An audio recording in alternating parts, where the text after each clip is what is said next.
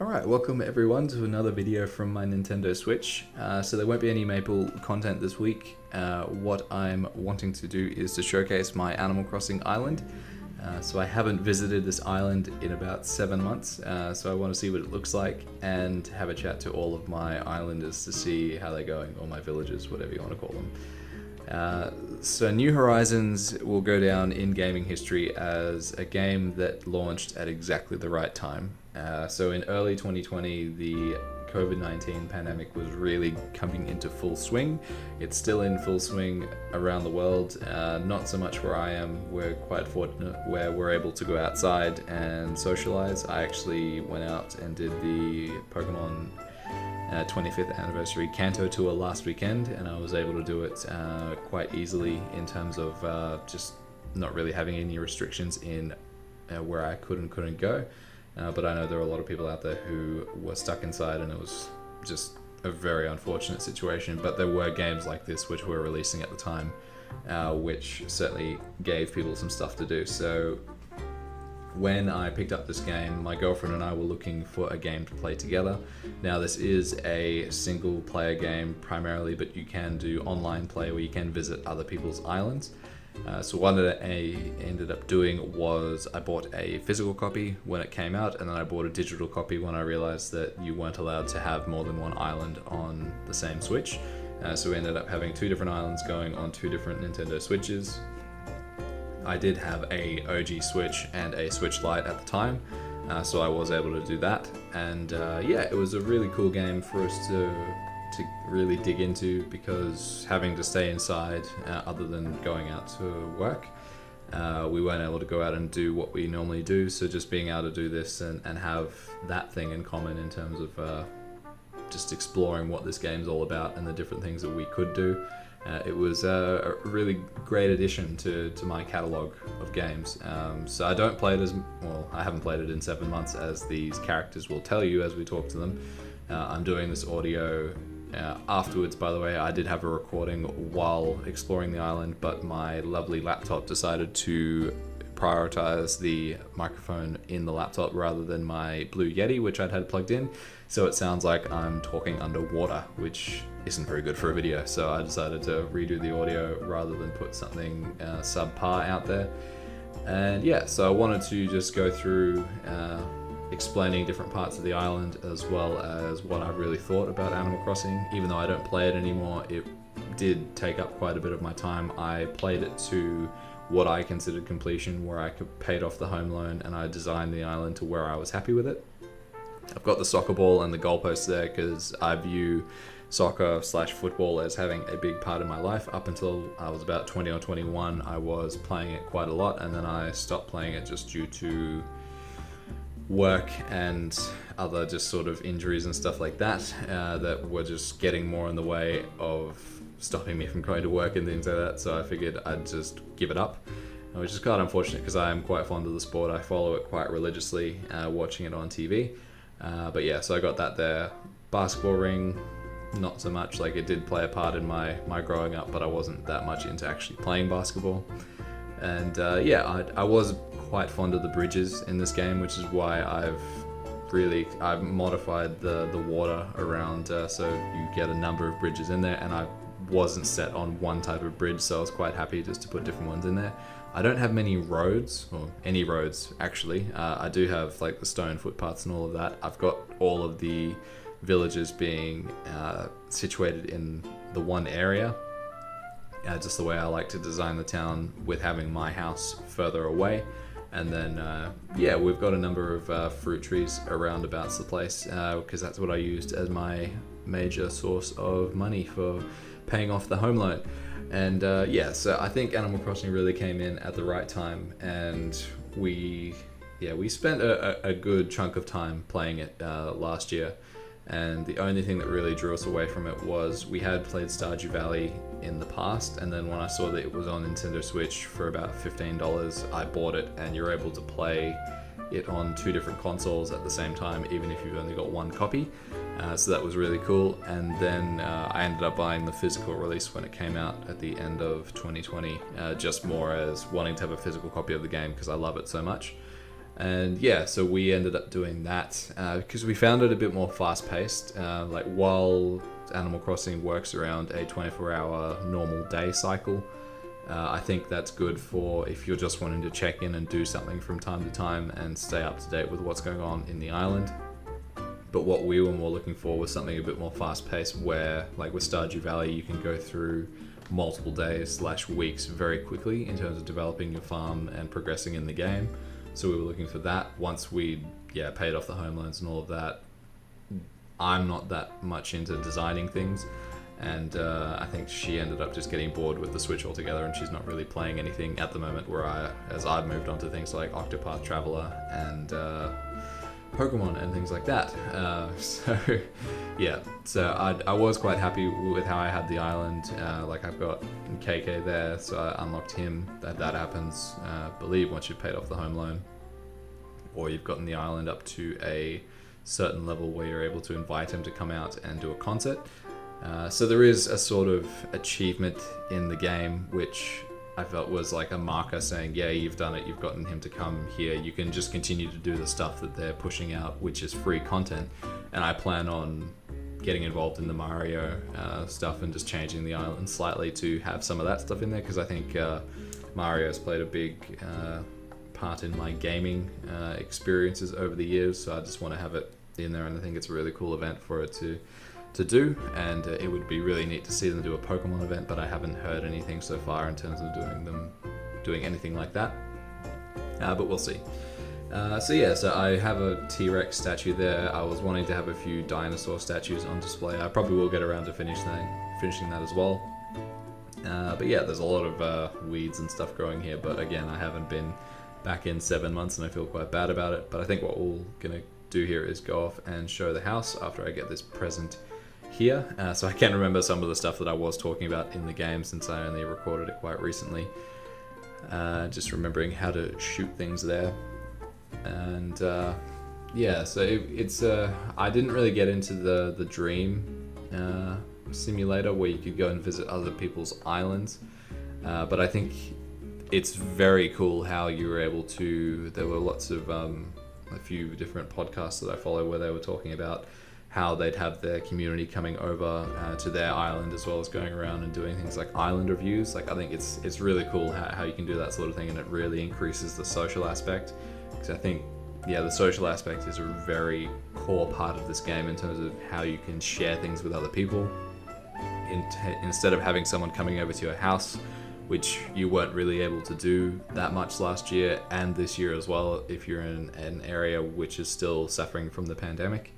Having someone be able to come over virtually and speak to them over something like Discord or Skype, or even just on the phone, showing them around your creation and going visiting their creation. I think that's something fun that you can do. This is my kitchen, my makeshift kitchen that I've thrown together from a bunch of random things that I've collected over time.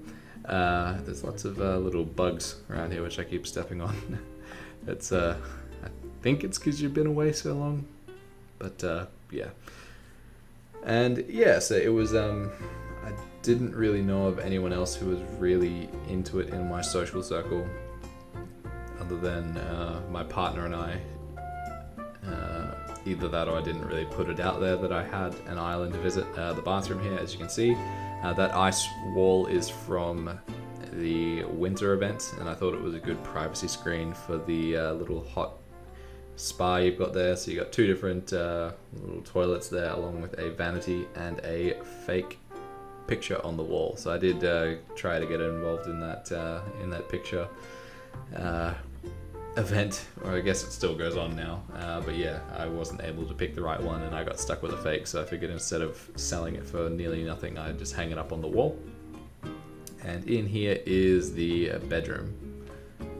So I believe, I changed it a couple of times. So I've got two TVs there, one on the wall, one on the floor, a couple of bears, a cat box, a mice cage, and a logwood bed. But yeah, it was cool unlocking all of the different rooms and then making different items for it to go in. And they really had a number of cool concepts, because I can remember how at Timmy and Tommy's, they'd have a different item prioritized each day, so you'd go around farming that specific thing. So I remember when things like those bamboo speakers, I think, were on sale, or a hot item of the day. So there were lots of different ways to make your money, and going around and farming on different islands. It really gave you something to do. Now, I was training to level 275 on MapleStory at the time, so I was juggling playing this game and training at the same time, as well as going to work. So it was a bit stressful for a while, just worrying about where I was going to fit in time to play this, as well as keep on the main goal of level 275. Especially, just trying to not that it was a chore, but just keeping up with my partner in terms of what she was exploring in the game, because I was not wanting to spoil things for myself, because like she'd be talking about stuff that she'd done that day or stuff that she'd seen, and I really wanted to get up there and be able to experience it as well. I think she paid off the home loan completely first, and then I wasn't too far behind, but it was cool to have a game like that. Like Stardew Valley, she doesn't really play that much anymore. She keeps talking about wanting to go back to it, especially because I've told her about the updates that happened in Stardew Valley, and I've told her about the updates which are happening in Animal Crossing, but she's I think she feels a bit guilty about how long she's been gone, and what her villagers might say when she comes back, if she was to, in terms of how sad they'd be that she'd been gone for so long. Because I think she stopped playing around the time that I did, so probably about 7 months, unfortunately. And I'd never really played Animal Crossing on prior consoles. I never had it on the 3DS or prior.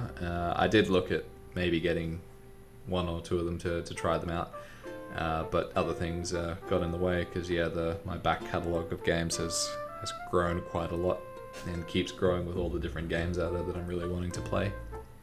But it's cool that they keep offering new things for people to enjoy on here, because there definitely are more and more things you can do. You can keep on designing your island. Nothing's set in stone. Like, you can keep moving stuff around. New people come onto the island. People want to leave. It's funny how if someone comes up to you saying that they're considering moving, you can actually tell them to stay, which is fascinating, and then they just decide not to leave. But everyone seemed fairly happy when I spoke to them. So this is Apple and Egbert, and I think Egbert is one of the first few people I came across, and he's been a mainstay. And then there's been a couple of people. I don't know if I've still got my original ones that I started with, or if they've moved on or not. I think one of them was it's like a karate enthusiast or something like that. But they were massive into fitness and wrestling and all of that. And I think one of them's still there, actually. But that was Egbert's house. Got a few vending machines there, along with the museum. And we have Teddy here. Another fitness person, heavy on the workouts, fitness, and all of that, referencing leg day.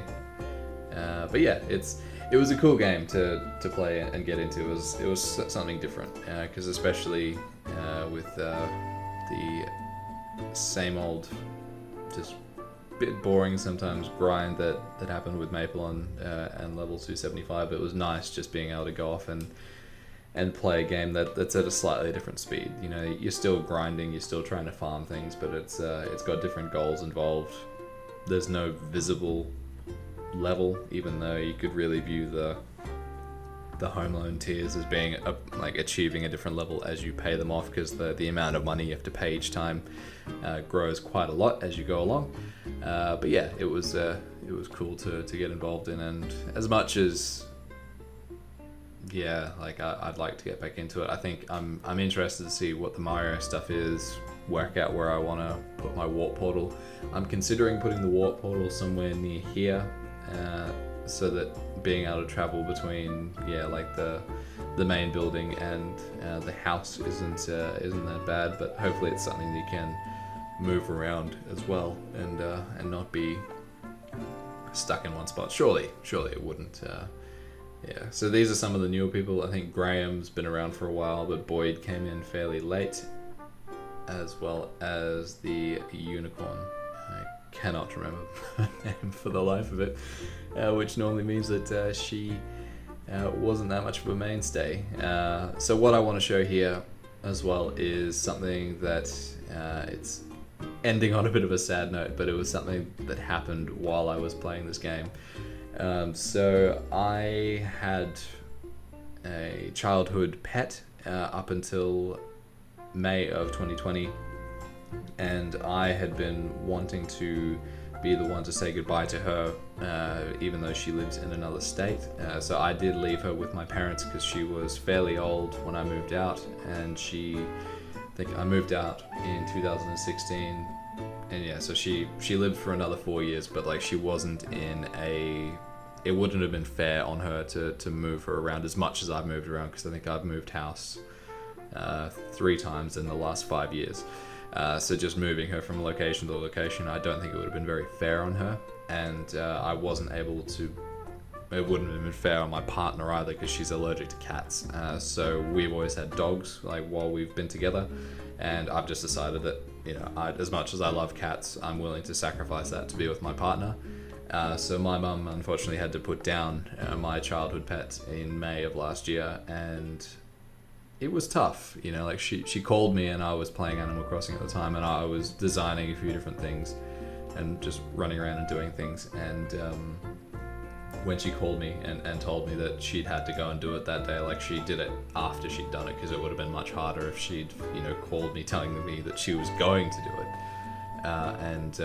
What I wanted to do was just have some sort of mural, I guess, or just representation of just acknowledging like losing that pet. Because what I wanted to do with this island was just have a lot of things that are, you know, important to me, in terms of, you know, having like the soccer posts and just, yeah, random things around the place. I wanted to have like a sort of computer set up with a studio in the house to reference, you know, what I do with YouTube and all of that.